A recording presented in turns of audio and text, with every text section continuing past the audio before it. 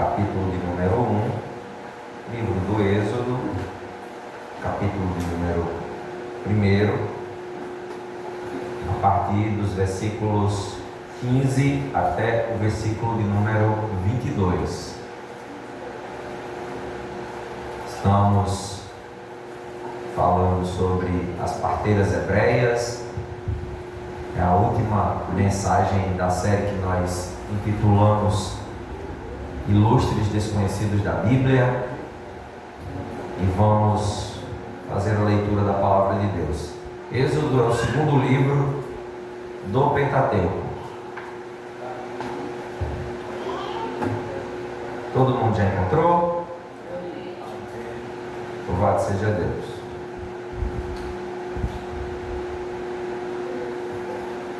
Vou passar a ordem. E o rei do Egito falou às parteiras das hebreias, das quais o nome de uma era Sifrá e o nome da outra Puá, e disse: quando ajudardes no parto as hebreias e as virdes sobre os assentos, se for filho, matai-o, mas se for filha, então viva. As parteiras, porém, temeram a Deus e não fizeram como o rei do Egito lhes disse. Antes conservavam os meninos com vida. Então o rei do Egito chamou as parteiras e disse-lhes: por que fizestes isso, que guardastes os meninos com vida? E as parteiras disseram a Faraó: é que as mulheres hebreias não são como as egípcias, porque são vivas e já têm dado à luz os filhos antes que a parteira venha a elas.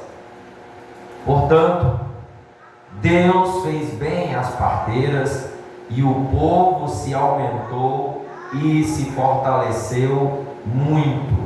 E aconteceu que, como as parteiras temeram a Deus, estabeleceu-lhes casas. Louvado seja o nome do Senhor Jesus. Até aqui.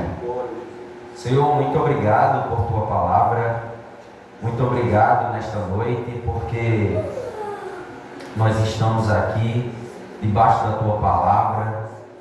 Nós estamos pedindo ao Senhor que fale com o teu povo, que ensine a tua igreja, que a tua palavra possa invadir o coração do teu povo, dos santos e santas que aqui estão ao ouvir a tua palavra, para a glória do teu nome, Senhor. Me use com misericórdia, tenha misericórdia, porque eu estou muito aquém da mensagem que pregarei nesta noite. Pai, no nome de Jesus, a tua palavra é viva, é poderosa. Tu conheces cada um que chegou aqui nesta noite. Por isso, Senhor, eu não sei a situação dos que aqui chegaram, mas eu sei que o Senhor, através da tua palavra, pode reverter, pode gerar vida na vida dos que aqui estão, para a glória e honra do nome do Senhor Jesus. E eu digo amém. Pode sentar, meu irmão. No culto passado, nós falamos na primeira parte da mensagem, e o tema que nós demos foi Sifrá e Puá, mulheres geradoras de vida. Eu não vou repetir novamente, eu não vou cansar os irmãos, mas nós olhamos o texto no contexto histórico do livro do Êxodo, vimos o motivo porque Deus resgatou e resgata o seu povo. Nós analisamos também, em primeiro lugar, a cultura do Egito.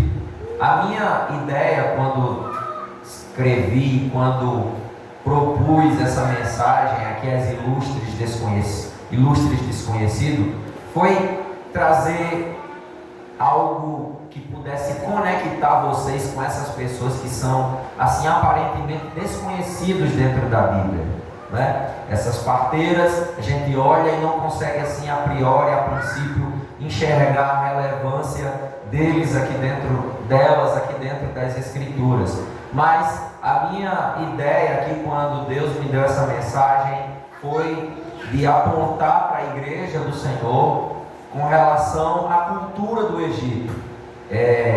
Eu fiz o que nós chamamos de exegese bíblica e tentei ser o mais coerente possível com o texto para aplicar a mensagem aqui de forma que faça sentido para os irmãos aqui em Horto Grangeira no dia de hoje. Então, eu primeiro olhei a cultura do Egito. Nós analisamos aqui as 3 ordens do rei. A cultura do Egito, queridos, é a cultura de morte. A cultura do Egito, ela é de aflição, de amargura e de eliminação. Foi isso que o faraó fez. Em segundo lugar, nós olhamos também nesta noite, na noite de quinta-feira, da primeira parte da doutrina, as 3 atitudes das parteiras em relação ao rei do Egito.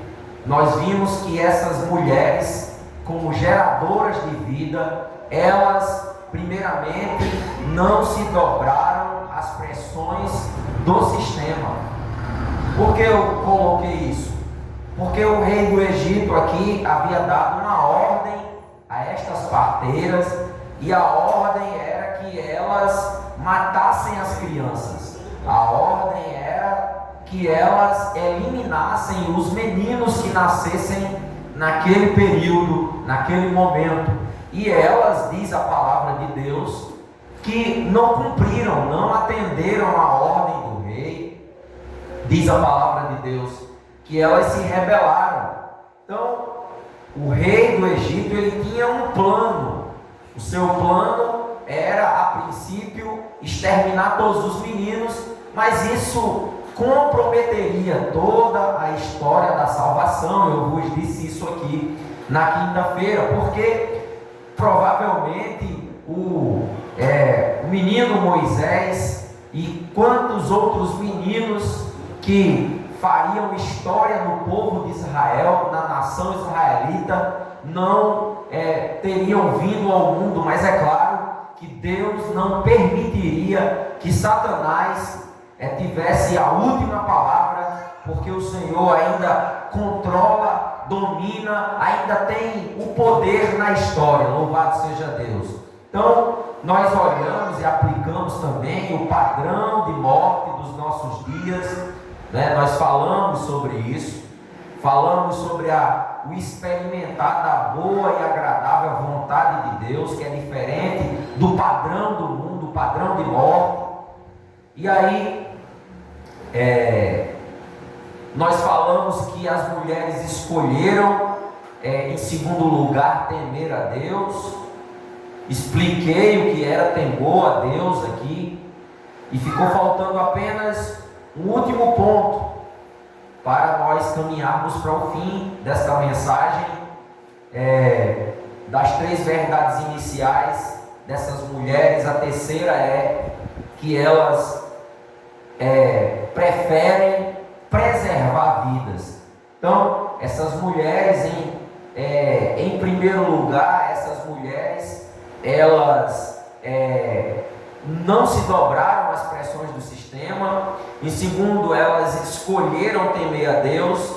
E eu agora entro na terceira verdade, é que elas preferem preservar vidas. Isso aqui nós não falamos na quinta-feira. Preservar a vida dos meninos israelitas poderia custar a vida dessas mulheres.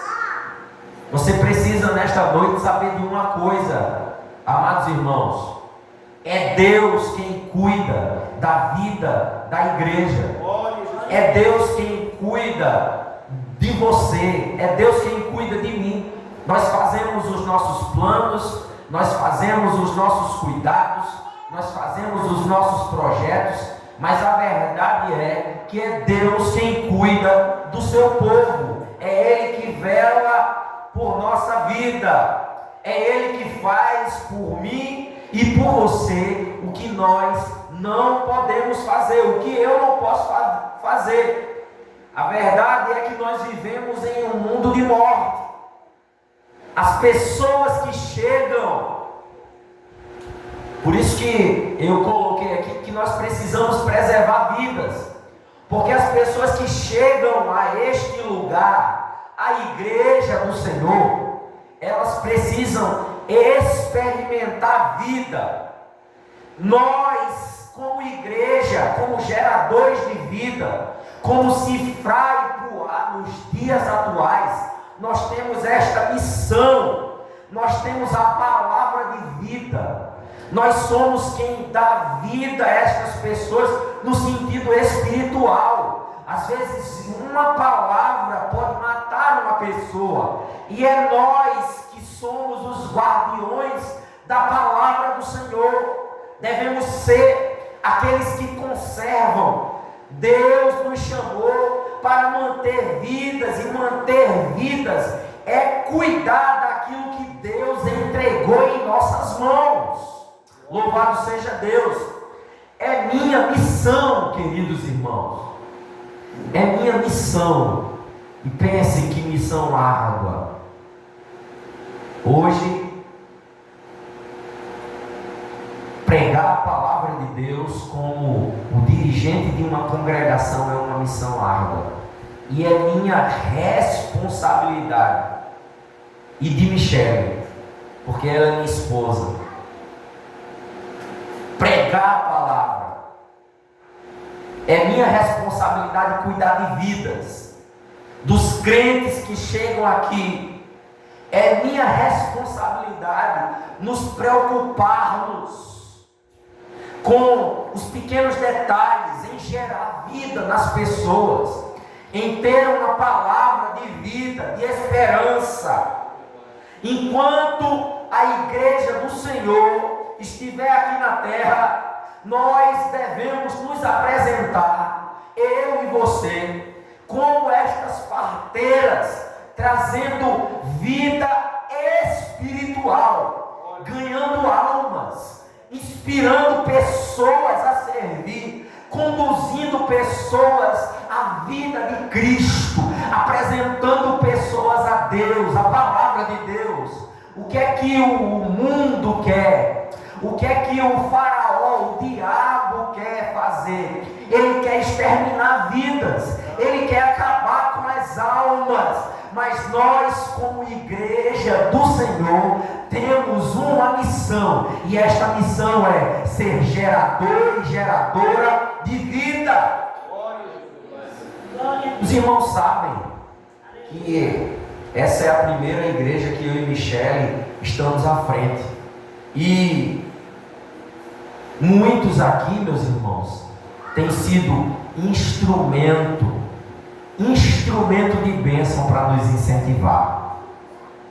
Muitos aqui têm sido como um alívio na nossa vida espiritual. Muitos aqui estão sendo uma ajuda, um encorajamento, um porto, alguém que ora por nós, alguém que se preocupa com a nossa casa. Muitos aqui neste lugar são pessoas que estão preocupadas com a preservação da nossa vida espiritual. Não estão preocupados só se nós estamos aqui vindo para dirigir, para pregar para a igreja. Muitos aqui têm nos tratado e cuidado de nós, preocupando-se com a nossa vida, com a nossa alma. E é isso que a igreja do Senhor precisa ser. Nós precisamos nos preocupar uns com os outros. Até porque dirigentes, pastores de igreja também têm uma alma, também precisam de oração, também precisam de um ombro, também precisam de ajuda. Não é verdade, queridos?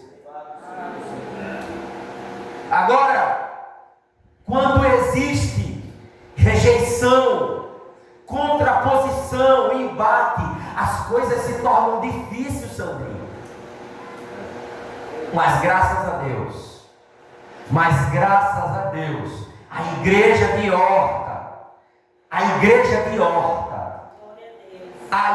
tem homens e mulheres que são levantados por Deus, gente que cuida da sua liderança, homens e mulheres que ainda se preocupam em serem geradores de vida, gente que ainda se preocupa em ser uma bênção na vida de outro.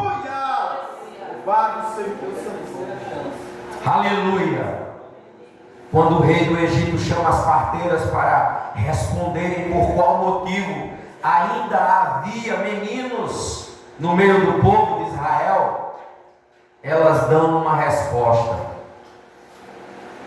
ao rei do Egito. Elas dizem: as mulheres hebreias são diferentes das egípcias. Quando elas chegam para fazerem o parto, dizem elas, as crianças já, quando nós chegamos para fazer o parto, as crianças já têm nascido. Elas aqui têm, queridos e queridas irmãs, meus irmãos, sabedoria espiritual.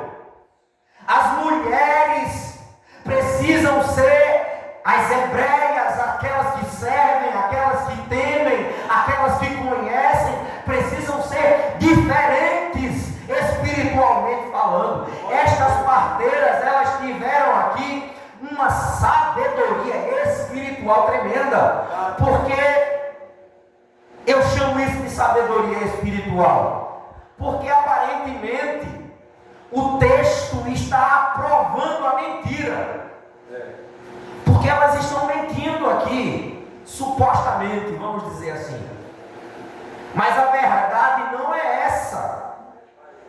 Porque sempre que alguém, sempre que um poder, sempre que um rei, sempre que uma regra, sempre que uma política, seja para a morte, seja para o mal, nós temos a liberdade dada pela palavra de Deus de obedecer somente a este livro de capa preta chamado Bíblia Sagrada. Sempre que a igreja for lançada diante de uma lei, diante de um decreto, diante de uma ordem que venha contra esta palavra, você tem a obrigação de dizer: eu sou servo, eu sou serva, eu só me dobro, eu só obedeço a esta palavra. Aleluia! Por isso que elas tiveram aqui uma sabedoria espiritual. Por isso que eu disse na quinta-feira passada, Ed, que tem pessoas que, para desobedecerem a sua liderança, são rápidas.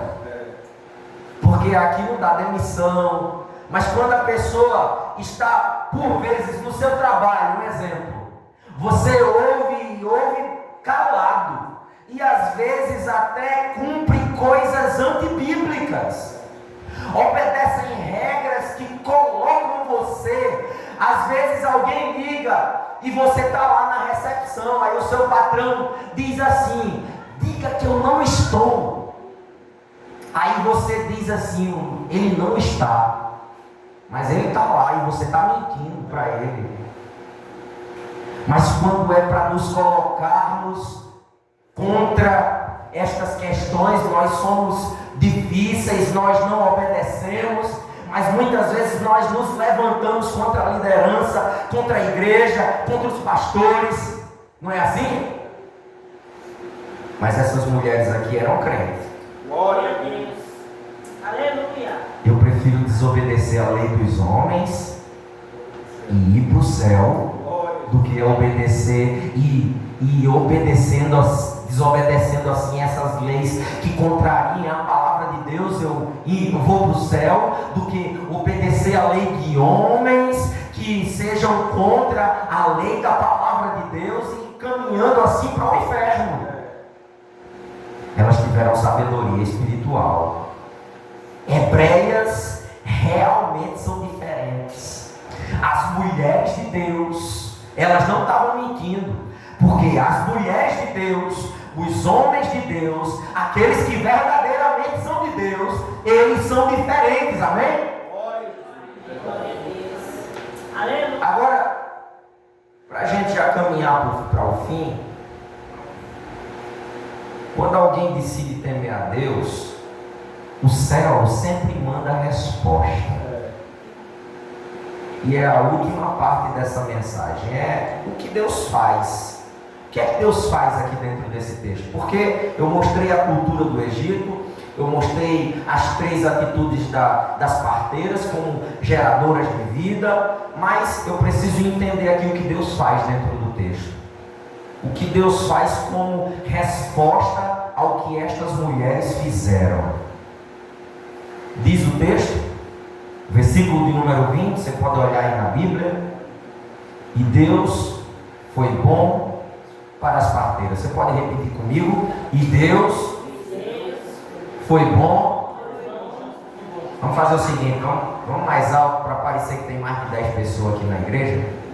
Vamos lá comigo? E Deus foi bom para as parteiras.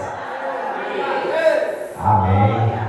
E Deus foi bom para as parteiras. E o texto diz assim: e o povo aumentou e se tornou muito forte. E porque as parteiras temeram a Deus, Ele lhes constituiu família.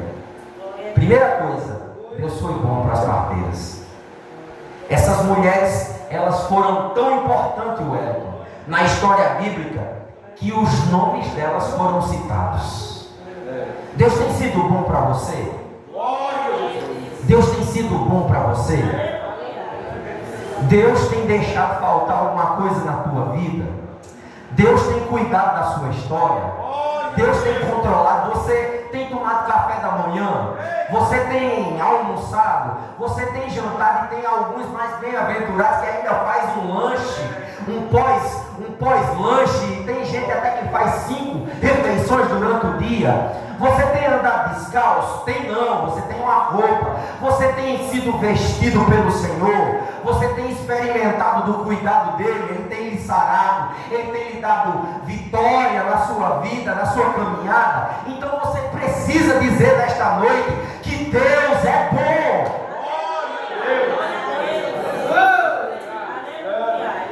Aleluia.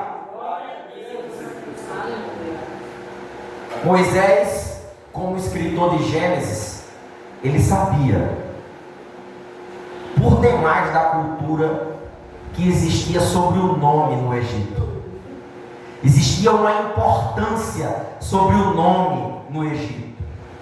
Eles escreviam os reis, os faraós, os nomes em pedras para eternizar aqueles nomes, porque eles acreditavam que na vida pós-morte os nomes deles seriam lembrados. Por isso eles escreviam nas tumbas, para que na eternidade eles pudessem assim ser lembrados. Você pode até pesquisar o que aconteceu com a mulher que adotou Moisés. O nome dela, segundo os egiptólogos, era Hatshepsut, seu nome. Nome difícil, né? Hatshepsut. E diz a história que ela assumiu como um faraó no Egito. Mas o nome de Hatshepsut, tá aí uma dica para você botar no seu filho aí o nome. Hatshepsut, o nome dela foi apagado da história, apagado do memorial dos reis do Egito. Você percebe que Moisés não cita o nome do rei do Egito, e ele cita o nome, ele faz questão de citar o nome de 2 mulheres que faziam uma coisa que aparentemente era simples: cifrar e puar. Elas eram o que? Parteiras. Sabe de uma verdade aqui que o Senhor fala aos nossos corações aqui nesta noite? É que não adianta ter nome importante, não adianta ter nome grande, ter um nome na história, quando você não faz parte da história do nome do Senhor, quando você não faz parte da história de Deus, quando você não é alguém que se comprometeu com o Deus deste livro. E quem é comprometido com o Deus deste livro vai ser lembrado lembrado pela história inteira, meus irmãos. Aleluia! É por isso que a Bíblia diz que você vai ganhar um novo nome no céu. Você vai ter um novo nome. O seu nome talvez não seja lembrado aqui. Talvez você seja desconhecido aqui como eu. Talvez os nossos nomes não passem aqui de hortigranjeira. Mas eu quero dizer que o Senhor vai te dar um novo nome. E Ele vai chamar você pelo seu nome. Aleluia! Deus foi bondoso. Deus foi bondoso com as parteiras. Essa expressão ela é poderosa. Agora, o fato de Deus ser bondoso só pode ser experimentado por alguém de fato e de direito, por alguém que sabe o que é obedecer a palavra de Deus. Deus é bondoso para com aqueles que são obedientes à sua palavra. Quem honra a Deus recebe dele honra. Quem honra a Deus recebe de Deus honra. Decida nessa noite ser um gerador de vida aonde você estiver. Lembra da menina? Lembra do jovenzinho? É tão interessante como Deus tem um negócio com jovens. Parece que tem um mistério que Deus, entre Deus e os jovens na Bíblia. Eu fico vendo os velhão assim, os caras com cabelão se achando assim, mas eu, assim, com os cabelão tudo brancão, eu lá estou ficando também. Mas eu fico vendo que Deus tem um mistério com os jovens na Bíblia. E Ele quer usar você para ser um gerador de vida, jovem. Hoje, vou dizer que eu vou colocar aqui a olho nu assim, 40% da igreja aqui de Hortigranjeira que está aqui nesta noite é jovem. São de jovens, de menos de 30 anos de idade. Você tem a possibilidade nesta noite de, através desta palavra, entender que Deus lhe chamou para ser um gerador de vida. O Salmo 136, versículo 1 diz assim: deem graças ao Senhor porque Ele é bom, porque a sua misericórdia dura para sempre. Romanos capítulo 11, versículo 22 diz assim: considere, pois, a bondade e a severidade de Deus, para com os que caíram severidade, mas para com você a bondade de Deus. Agora tem uma condicional aqui em Romanos 11, 22. Desde que você permaneça nesta bondade, do contrário também você será cortado. Você precisa permanecer na bondade do Senhor. Deus foi bom para estas parteiras e Ele honra a quem o honra, Ele ama a quem o ama. Ele quer te usar, jovem, velho, menino, nesta noite, mas você precisa obedecer a palavra de Deus. Aleluia. A segunda verdade sobre o que Deus faz é que Ele dá crescimento. O texto diz: e o povo aumentou e se tornou muito forte, mesmo em meio à perseguição. Pode olhar aqui no texto, você vai ver comigo. Mesmo em meio à perseguição de Faraó, o povo não parou de crescer. Perseguição nunca foi motivo para crente parar de crescer.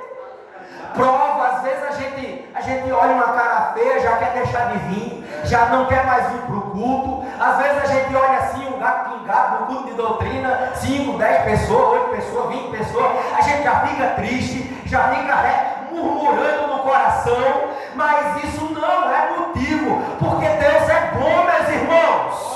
Perseguição, prova, cara feia, não é motivo para nós desistirmos.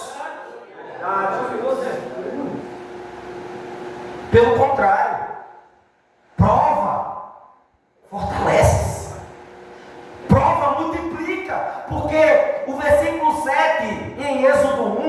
nós encontramos aqui as seguintes palavras, você pode até marcar aí na sua Bíblia. A primeira é frutificaram. A segunda é aumentaram muito. A terceira é multiplicaram-se. A quarta é a terra se encheu deles. Aleluia! Frutificaram, aumentaram muito, multiplicaram-se, a terra se encheu deles. Em meio à prova, é a oportunidade que eu e você temos para crescer na graça e no conhecimento. No meio desta luta que você está passando, Deus está te dando a oportunidade de você frutificar, de você crescer. Glória a Deus! Glória, muito bom. O versículo 12 diz: quanto mais os afligiam, mais multiplicavam e tanto mais crescia. No versículo 20 diz: e o povo se aumentou e fortaleceu muito, e se fortaleceu muito. Deus está dando, meu irmão e minha irmã, você pode não estar vendo, mas Deus está trazendo a este lugar um fortalecimento, um aumento, um crescimento para a glória do nome do Senhor. Ele está frutificando, fortalecendo, aumentando, fazendo crescer. Quem sabe Ele está fazendo crescer aí em alguma área da sua vida.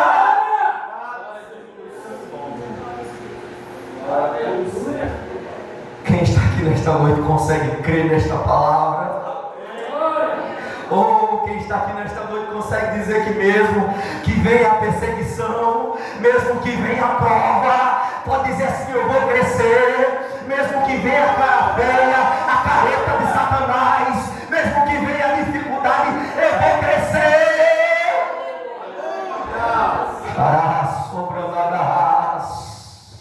Deus está trazendo crescimento. Talvez Ele esteja fazendo crescer a tua intimidade, o teu amor por sua palavra. Talvez Ele esteja fazendo crescer os momentos entre você e Ele na oração. Glória a Deus!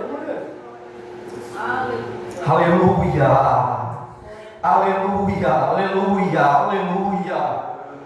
1 Coríntios capítulo 3, o apóstolo Paulo diz assim, o versículo 6: eu plantei, Apolo regou, e o crescimento veio de Deus. É Deus que dá crescimento, meus irmãos. O crescimento vem. Pode estar sendo provado, pode estar sendo difícil. Talvez você não esteja vendo, talvez esteja obscuro, talvez agora esteja doendo, mas o crescimento está vindo. Deus está abrindo, Deus está chamando, Deus está salvando, Deus está dando fortalecimento a esta igreja para enfrentar as provas.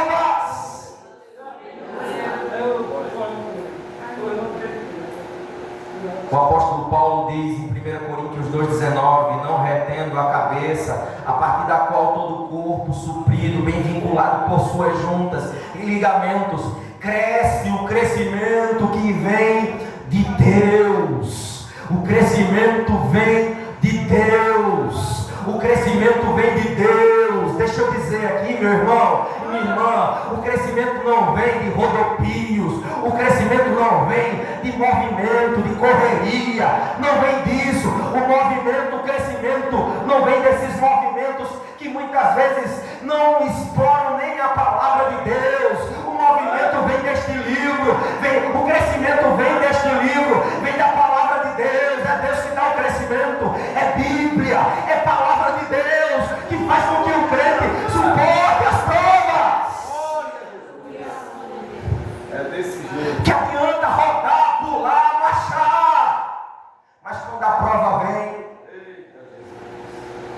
vai-se embora. É um famoso fogo de palha. Fogo de palha. Deus está me chamando não para ser fogo de palha. Deus está me chamando para ser fogo, brasa viva. Oh, aleluia, aleluia. Durante esses anos, meus irmãos, eu tenho visto muitos têm parado na caminhada, muitos Parece que a gente está assim numa batalha e tem um inimigo assim com um fuzil do inferno atirando, e a gente vai caminhando assim, passando no meio, e as balas vão batendo e vai derrubando um, vai derrubando o outro, e você nesta noite, para a glória do nome do Senhor, está de pé, e as balas de Satanás não te atingem.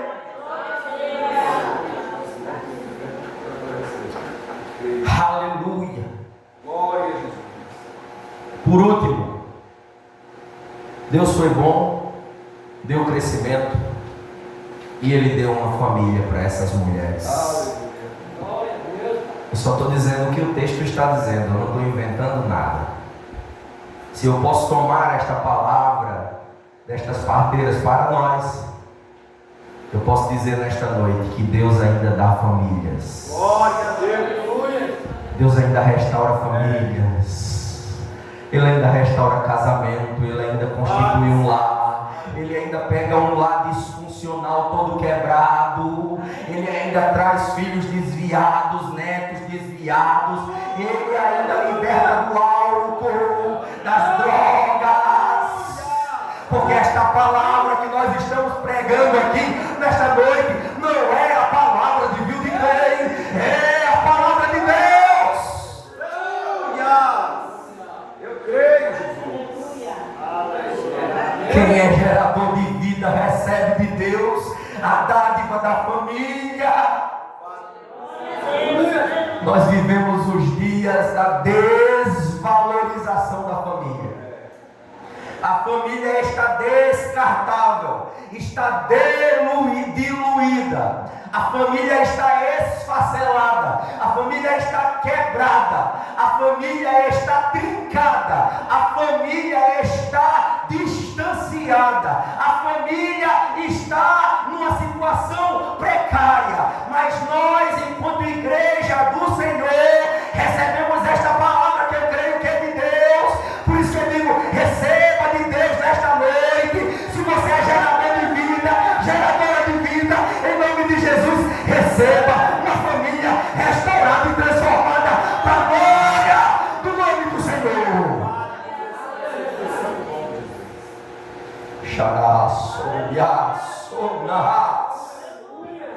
Porque ter família, receber de Deus família, é ter estabilidade, é ter um legado. Ah, meus irmãos, como é bom ter uma família, como é bom ter uma esposa, como é bom ter um filho, ter dois. Eu sempre quis ser pai de menina, Isabel. Sempre quis.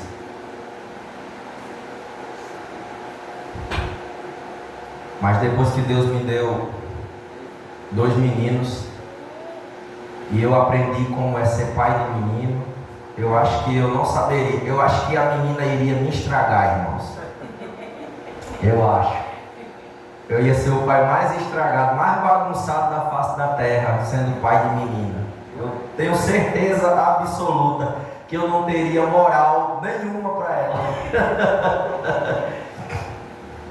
Mas graças a Deus, que Deus me deu 2 homens, 2 cabra machos. E esse menino logo de cedo quiseram, às vezes quer crescer o pescoço, só porque cresceu um pouquinho mais, aí já quer falar mais alto. Menina, eu acredito que não fala assim mais alto do que o pai, né? Aí quando fala com aquela vozinha delicada, aquela coisinha assim, a pessoa se derrete. Por isso que foi bom ter 2 filhos. Que maravilha ter de Deus uma família. O Senhor ainda restaura famílias, meus irmãos. Aleluia. Eu tive o desprazer, jovens, escute. Eu tive o desprazer de crescer numa casa desorganizada. Eu cresci numa casa onde eram 2 irmãos.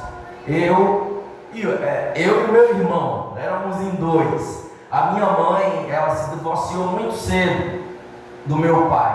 Eu não tenho nenhuma lembrança boa ao lado do meu pai. Nenhuma. Eu cresci sem a presença de um pai. Eu cresci muitas vezes igreja do Senhor, indo buscar o meu pai, na beira de uma calçada, jogado na sarjeta, porque ele estava bêbado. E quando eu ia ficar com ele nos fins de semana, muitas vezes eu tinha que levantá-lo da sarjeta, colocar a mão dele debaixo do meu braço, segurar na cintura dele, e ele cambaleando, e ir com ele para casa.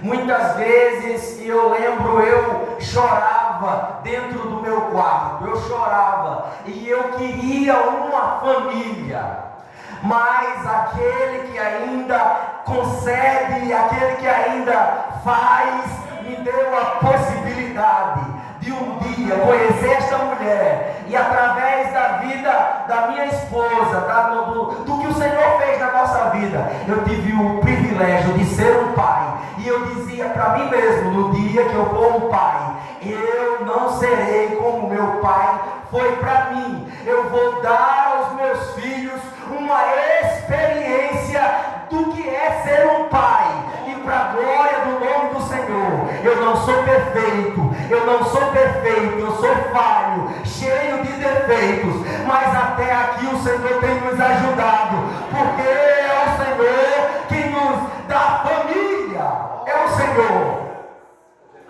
Não sei como é que está a sua família, jovem, não sei como é que está a sua família, a igreja do Senhor, mas o Senhor, Ele dá família. Ele dá família. 1 Samuel 2,30 diz: portanto o Senhor, o Deus de Israel, diz: na verdade eu prometi que a sua casa e a casa de seu pai andariam diante de mim para sempre, mas agora o Senhor diz: longe de mim tal coisa, porque eu honrarei aqueles que me honram, porém desprezarei os que me desprezam, diz a palavra de Deus. Seu trabalho, o meu trabalho no Senhor nunca será vão. Nunca. Hebreus 11,6 diz: de fato, sem fé é impossível agradar a Deus, porque é necessário que aquele que se aproxima de Deus creia que Ele existe e que recompensa os que o buscam. Deus tem recompensa para nós nesta noite. Deus tem família restaurada para nós nesta noite. Você precisa querer isso, porque senão, querido, isso vai condicionar o seu futuro. Você vai crescer um adulto, um jovem revoltado, mas você, nesta noite, que não tem a presença de um pai ou de uma mãe na sua vida, você pode experimentar o amor deste pai chamado Jesus de Nazaré. E foi isso que eu experimentei e Ele me curou. Meu pai não parou de beber, não parou de ficar. E hoje ele tem 73 anos de idade. Não parou de dar trabalho. Mas eu encontrei o melhor pai do mundo. Aleluia! Aleluia! Glória a Deus. Quero finalizar Aleluia. fazendo algumas perguntas para você nesta noite. Você está de verdade experimentando a bondade de Deus na sua vida?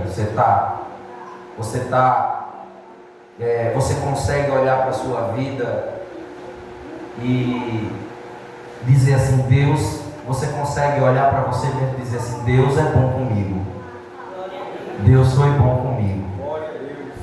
Você tem, de verdade, responda isso só para você. Você tem crescido espiritualmente? Você tem crescido em maturidade? Você tem crescido em amor? Você tem crescido na palavra do Senhor? Uma terceira pergunta, para a gente caminhar para a conclusão e concluir, terminar essa mensagem. Você tem valorizado a sua família? A família que você tem? Você tem a palavra que pode gerar vida na vida do seu pai, na vida da sua mãe, na vida do seu padrasto. Eu vivi com padrasto também. Minha mãe foi casada por mais de 25 anos com o meu padrasto, que faleceu o ano passado. Eu experimentei o que é ser cuidado por um padrasto. Você pode ser o gerador de vida na sua casa. Glória a Deus. Aleluia.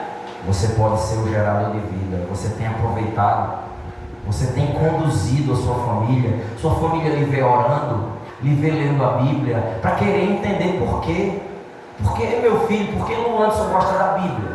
Por que Luan sai da casa dele? Porque Vitória vem para cá para a igreja? Por que Raquel sai da casa dela em plena quinta-feira para ouvir uma pessoa chata como eu? Por que, Raquel?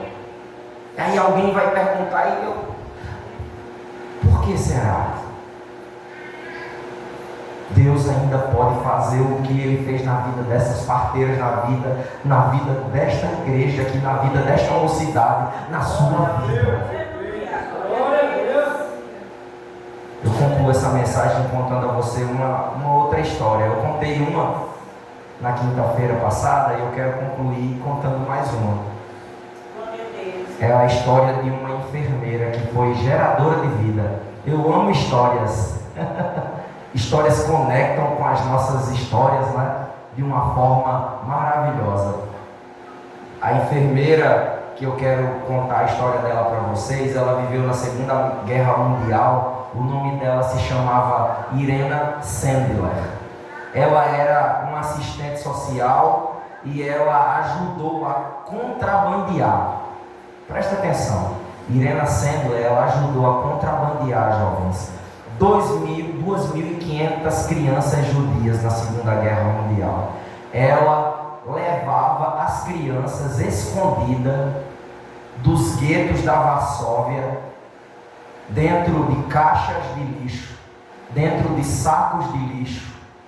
Ela até anestesiava as crianças e conduzia essas crianças adormecidas para fora dos guetos na Varsóvia.